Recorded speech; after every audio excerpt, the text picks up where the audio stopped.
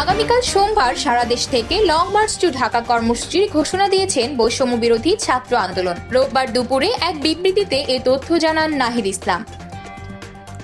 দর্শক, পুরো ভিডিও দেখব তার আগে একটি কথা, যারা আমাদের পেজে নতুন, পেজে লাইক ফলো দিয়ে সাথে থাকুন। আর যারা ইউটিউব থেকে দেখছেন, ইউটিউব চ্যানেলটি সাবস্ক্রাইব করে বেল বাটন ক্লিক করে রাখুন। দর্শক, কথা না বাড়িয়ে চলুন পুরো ভিডিওটি দেখে আসি। আগামীকাল সারা দেশে শহীদ স্মরণে শহীদ হওয়ার স্থানসমূহে শহীদ স্মৃতিফলক উন্মোচন করবে আন্দোলনকারীরা। এছাড়া ঢাকায় সকাল 11টায় শাহবাগে শ্রমিক সমাবেশ এবং বিকেল 5টায় শহীদ মিনারে নারী সমাবেশ করবে আন্দোলনকারীরা।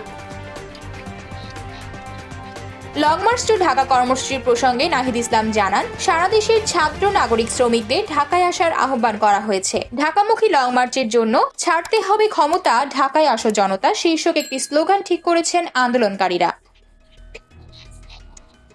আজ দুপুর 2টায় রাজধানীর শাহবাগে জমায়েত হয়ে এই ঘোষণা দিয়েছেন আন্দোলনের সমন্বয়করা। বিবৃতিতে বলা হয়, সকল এলাকায়, পাড়ায়, গ্রামে, উপজেলা, জেলায় ছাত্রদের নেতৃত্বে সংগ্রাম কমিটি গঠন করুন। যদি ইন্টারনেট ক্র্যাকডাউন হয়, আমাদেরকে গুম, গ্রেফতার, খুনও করা হয়, যদি ঘোষণা করার কেউ নাও থাকে, এক দফা দাবিতে সরকার পতন না হওয়া পর্যন্ত সবাই রাজপথ দখলে রাখবেন এবং শান্তিপূর্ণভাবে অসহযোগ আন্দোলন অব্যাহত রাখবেন। প্রিয় দর্শক, এখনকার মতো এ পর্যন্তই।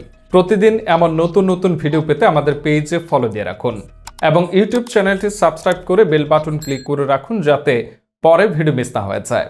দেখা হবে পরের ভিডিওতে। সে পর্যন্ত ভালো থাকুন, সুস্থ থাকুন।